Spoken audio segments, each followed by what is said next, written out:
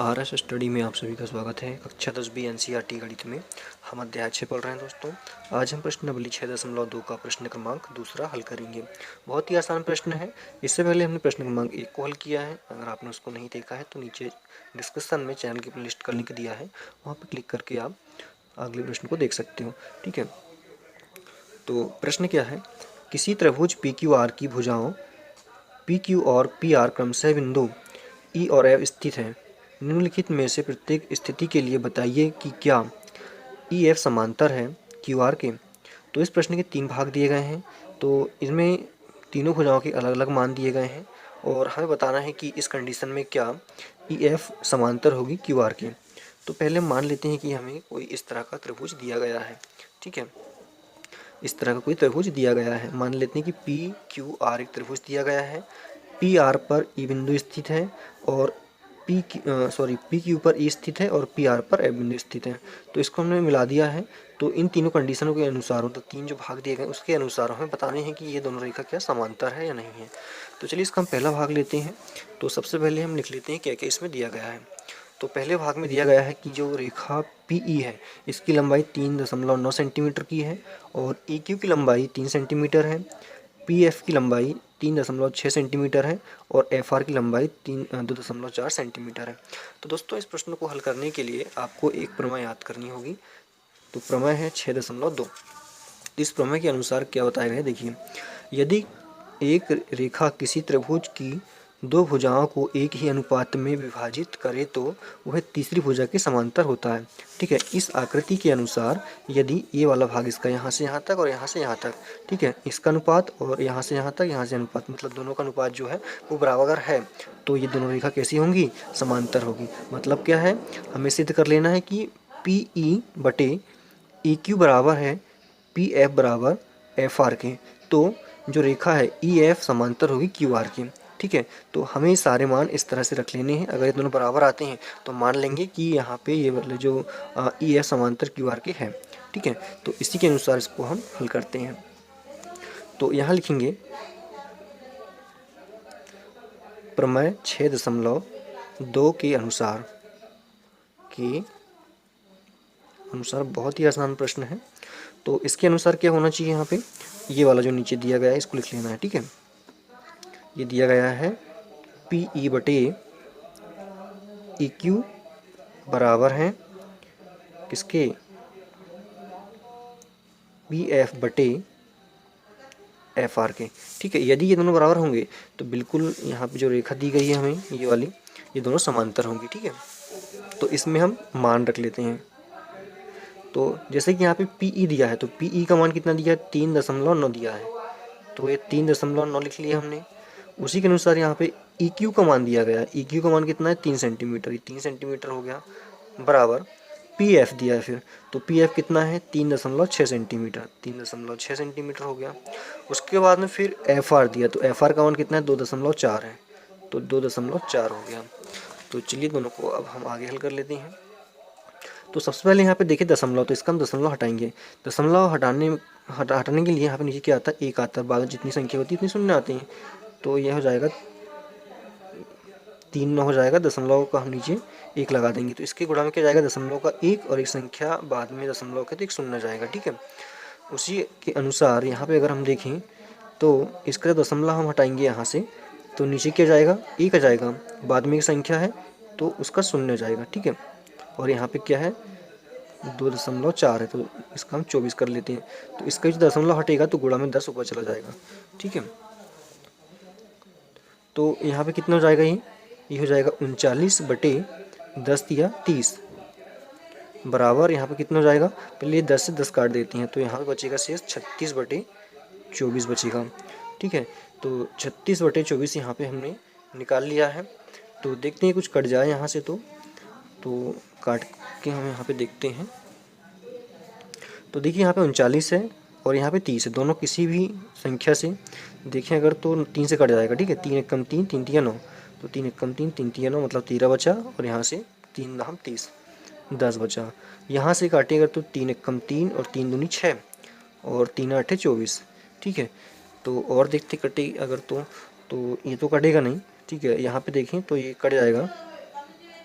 तो 13/10 और यहाँ से 3 चौके 12, सॉरी 2 से काटे अगर 2 छीन 12 और 2 चौके 8, तो 6/4 यहाँ पे बचता है शेष।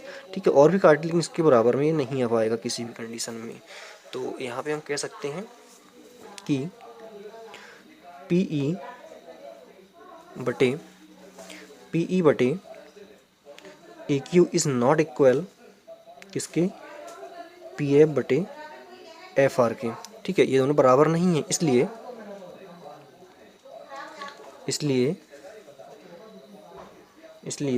EF समांतर नहीं है किसके, QR के। यही हमसे पूछा था, नहीं है, यही हमसे पूछा था और यही उत्तर हो जाएगा इसका। ठीक है, तो इसका ये पहला भाग कंप्लीट हुआ। चलिए इसके दूसरा भाग है, इसमें दिया गया है कि PE बराबर 4 सेंटीमीटर, QR बराबर 4.5 सेंटीमीटर, PF बराबर 8 सेंटीमीटर और RF बराबर 9 सेंटीमीटर दिया है। ठीक है, तो इसमें भी हम प्रमेय लगाएंगे। कौन सी प्रमेय लगाएंगे यहाँ पे हम, तो प्रमेय 6.2 के अनुसार। ठीक है, के अनुसार। तो जैसा कि हमने एक कथन लिखा था पहले, ठीक है, एक क्या लिखा था हमने, लिखा था यहाँ पे हमने कि PE बटे EQ, ठीक है, बराबर है किसके, PF बटे FR के। अगर ये दोनों बराबर आ जाते हैं तो हम समझ लेंगे कि जो EF समांतर है QR के। ठीक है, ये जो आकृति दी गई है, अगर ये दोनों बराबर आ जाते हैं तो हम मान लेंगे कि यहाँ पे ये वाली जो रेखा है इसके समांतर है। तो चलिए इसको अब मान रख के हल कर लेते हैं। तो PE का मान कितना है, 4 सेंटीमीटर, तो यहाँ पे 4 सेंटीमीटर हम रख लेंगे। उसके बाद में EQ का मान कितना है, तो EQ या QR, इसको हम कुछ भी कह सकते हैं। ठीक है, इसको आगे पीछे लिए तो कोई दिक्कत नहीं है। तो ये जाएगा 4.5 सेंटीमीटर बराबर PF का मान कितना है, 8 सेंटीमीटर, तो ये हो जाएगा 8 सेंटीमीटर। साथ ही FR का मान यहाँ पे हो जाएगा 9। तो अब इसको हम हल कर लेते हैं। तो देखते हैं कि यहाँ पे क्या आता है। सबसे पहले इसका हम दशमलव हटाएंगे और दशमलव के बाद में यहाँ पे एक संख्या है, तो इसका मतलब क्या होगा, दशमलव हटेगा तो 10 का यहाँ पे गुणा हो जाएगा।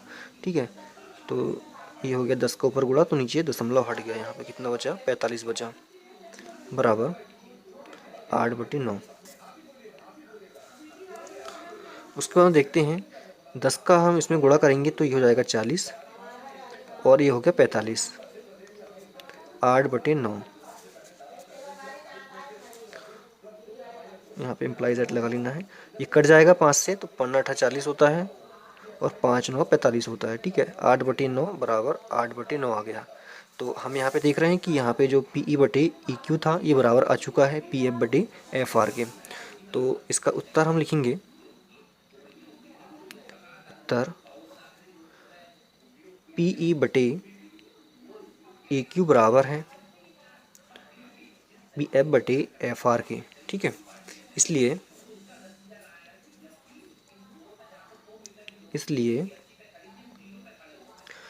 क्या हो जाएगा, यहाँ पे EF समांतर हो जाएगा QR के। ठीक है, ये इसका उत्तर हो गया। अब इसका तीसरा भाग बचा। तो तीसरे भाग में दोस्तों हमको दिया गया यहाँ पे PQ बराबर 1.28 सेंटीमीटर, PR बराबर 2.56 सेंटीमीटर और PE बराबर 0.18 सेंटीमीटर, PF बराबर 0.36 सेंटीमीटर। ठीक है, तो यहाँ पे भी हमें प्रमेय लगा लेना है। प्रमेय 6.2 के अनुसार, तो इसके अनुसार क्या हो जाएगा, यहाँ पे PE बटे EQ बराबर PF बराबर FR। ठीक है, ये हमें सिद्ध करना है, इसमें हमें मान रख लेना है।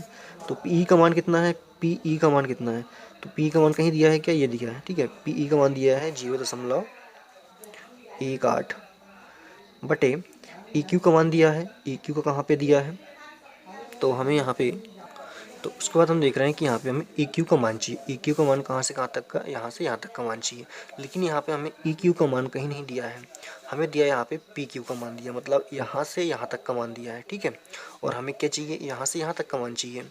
उसके अलावा हमें यहाँ पे एक चीज़ और दिया है, PE का मान यहाँ से यहाँ तक का दिया है। ठीक है।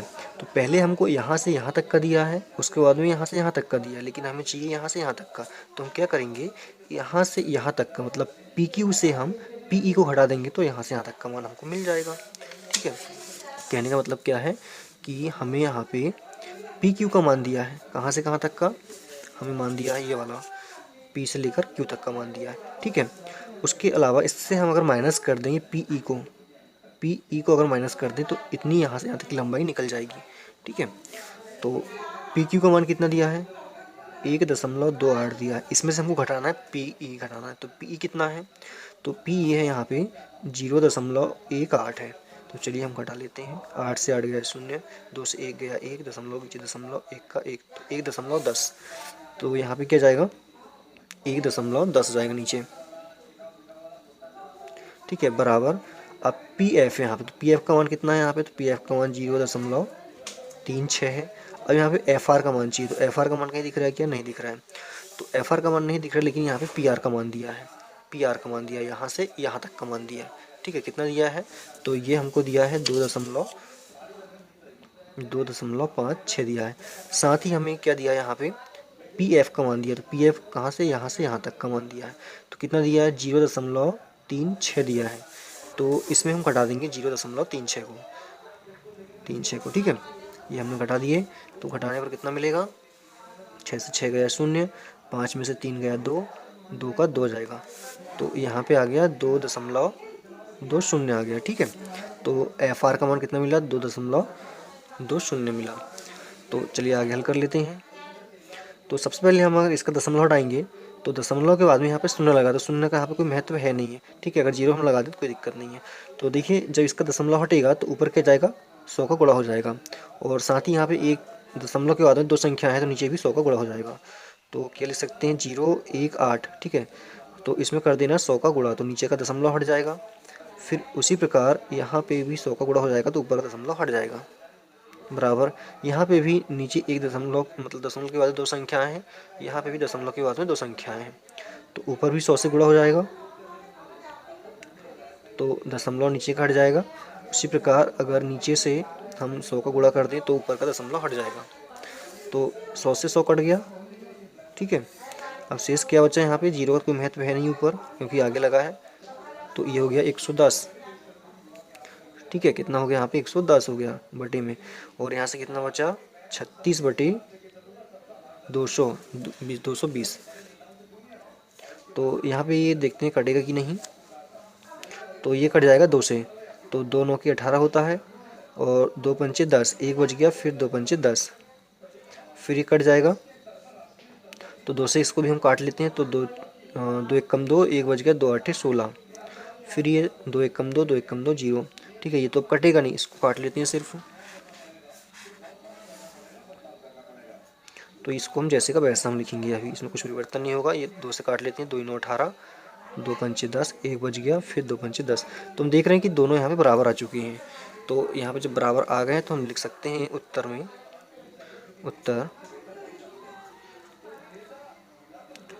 पी ई बटे ई क्यू बराबर है किसके, तो ये है पी एफ बटे एफ आर के। इसलिए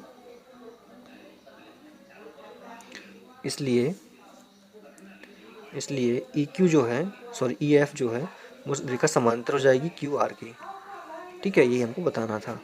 तो हमने प्रश्न क्रमांक दूसरा भी कंप्लीट कर लिया है। अगले वीडियो में हम प्रश्न क्रमांक मतलब 2 कंप्लीट हो चुका है, 3 अगला करेंगे हम। तो वीडियो अगर अच्छा लगे तो लाइक ज़रूर कीजिएगा, चैनल को सब्सक्राइब कीजिएगा और अधिक से अधिक मित्रों को शेयर कीजिएगा ज़रूर। धन्यवाद।